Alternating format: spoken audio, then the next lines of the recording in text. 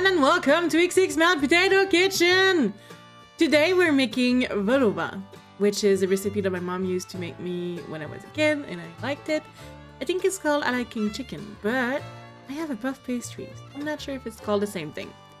Anyway, we're making I like king chicken. So here's the recipe.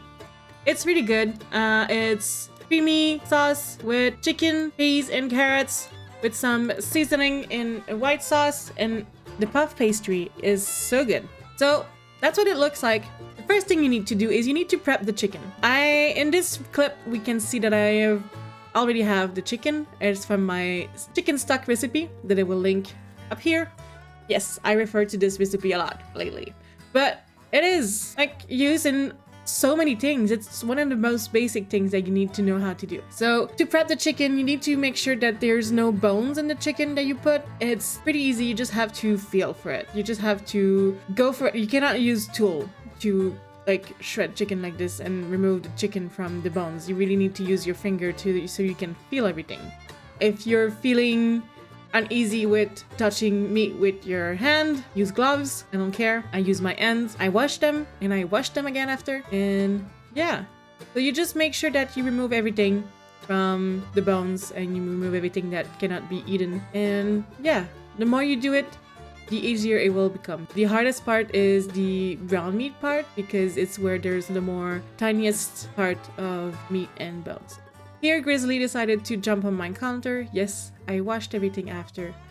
I gave him a piece of chicken because he was really insisting because it was the third time I told him no.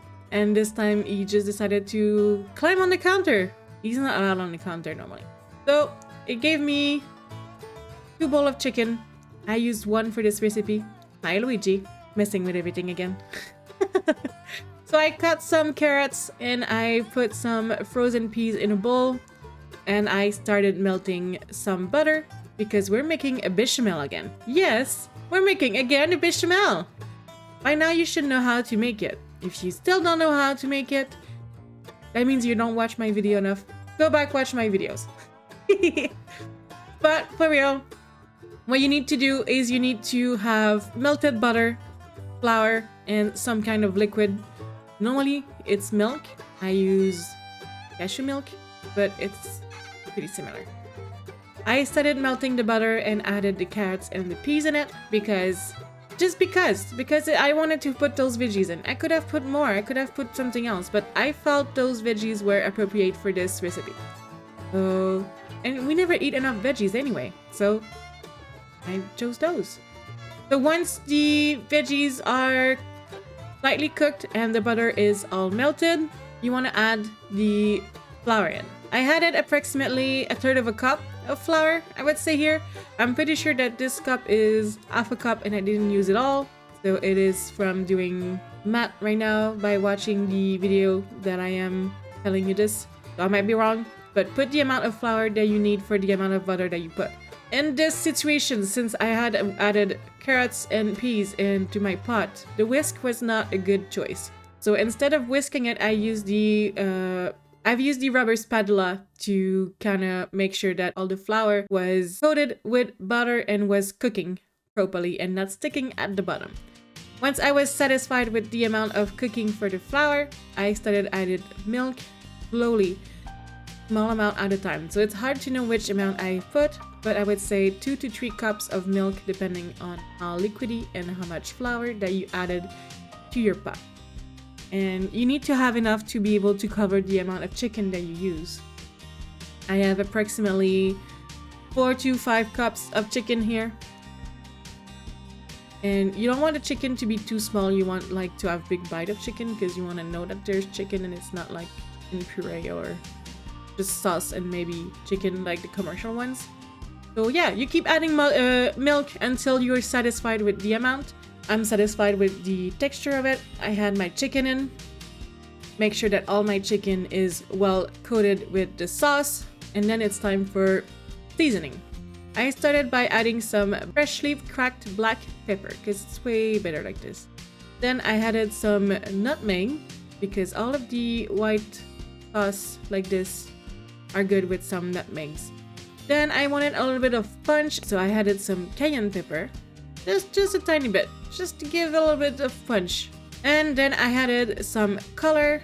Well, it's green again, but I wanted to add more color and more flavor, so I added some chives. I love chives. They're good, they're nice, they're tasty, and they had a lot of flavor, so I added a lot of chives. I mixed everything and let it simmer for a little while until everything was hot again. And once everything was hot, I started working on the next step, which is the puff pastry. I don't do homemade puff pastry, but I bought these at the store. I don't use the ones that are pre-cooked because they're soggy and they taste like 3-day-old croissant that just stayed on your counter for like 3 days. So I use the ones that are frozen, and I put them into the oven, in a preheated oven at 400 Fahrenheit, in an oven-safe pot with parchment paper so that they don't stick at the bottom of the pan or pot or whatever that you put. You cook them for the amount of time written on the packaging. In this case, it was 18 minutes. So at 15 minutes, I removed it from the oven. I forgot to show it, but I removed it from the oven and I removed the cap, put it on the side, and put it back for the remaining of the time. Then when I took it out, it looked like this. A nice puff pastry with a hole in the middle so that you can put the filling in. I've served that with a side of mashed potatoes. Those are Parmesan and rosemary potato that I unfortunately lost the footage because I forgot to press record when I did them. I will make a video in the future about it. I swear.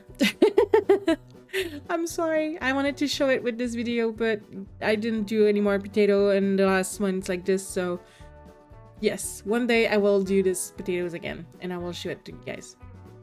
So you put the nice chicken sauce filling thing inside of the puff pastry, and if you have extra, you put it on the potatoes because it is so good. It looks messy, but it is so good.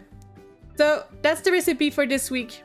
It is called à la king chicken, or vol au vent in French, because the puff pastry is so light and crunchy, and yeah, it's delicious. It's really good.